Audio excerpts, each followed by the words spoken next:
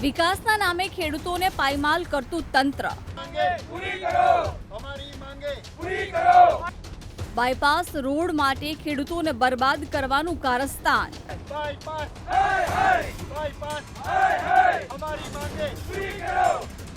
30 મીટરના રોડ માટે ખેડૂતો તૈયાર.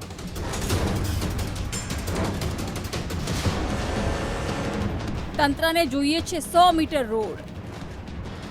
આ દ્રશ્યો પાલનપુર શહેરની ફરતે આવેલા ગ્રામ્ય વિસ્તારના છે, જ્યાં ખેડૂતોએ તંત્ર સામે વિરોધના સૂર ઉગામ્યા છે. કારણ કે પાલનપુરમાં ટ્રાફિકની સમસ્યાના સમાધાન માટે સરકારે બાયપાસ બનાવવાનું નક્કી કર્યું છે, જેમાં ખેડૂતોએ પણ સહમતિ આપી છે. પરંતુ હવે 30 મીટરના રોડની જગ્યાએ 100 મીટરનો રોડ માટે તંત્રએ જમીન સંપાદન શરૂ કર્યું છે, જેનો ખોડલા ગામના લોકોએ વિરોધ કર્યો છે.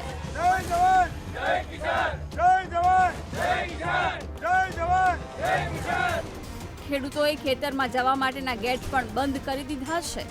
ખેડૂતોની માંગ શું છે તમે ખુદ સાંભળો.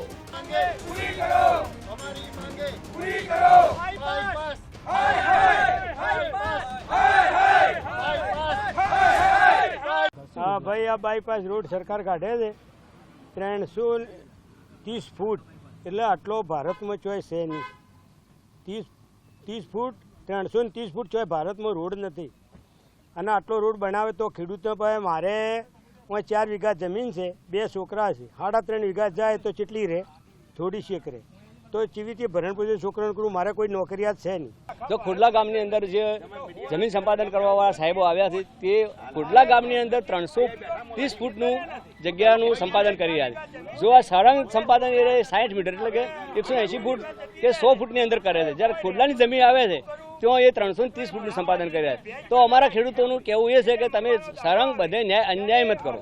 સળંગ 30 મીટર કે જે તમારે 60 મીટર જે કરતા હોય એ જ સંપાદન કરો તો ખેડૂત જમીન આપવા તૈયાર છે.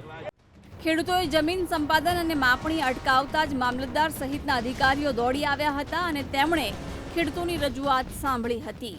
ખેડૂતોએ જે અમને આજરોજ રૂબરૂ જે પત્ર આપેલો છે એમની રજૂઆતોનો, અગાઉ પણ એમને આવી રજૂઆત વિવિધ સ્ટેજે કરેલી છે, એની નકલ આજે મને આપી છે. હું પણ ચોક્કસ આ મારા આગળના સ્ટેજે મારા ઉપરી અધિકારીશ્રીને પહોંચાડીશ. અને સૌ ખેડૂતોને પણ વિનંતી છે મારા તરફથી કે વિકાસના જે કાર્યો સરકારશ્રી દ્વારા થઈ રહ્યા છે એમાં આપનો સહકાર અત્યાર સુધી મળતો જ આવ્યો છે.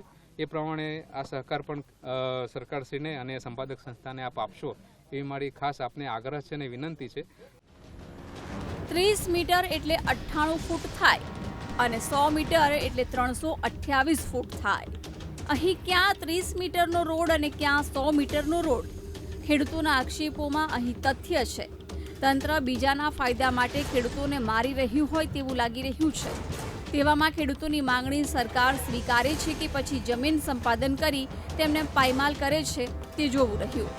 મુકજી ચૌધરી, VTV ન્યૂઝ, પાલનપુર.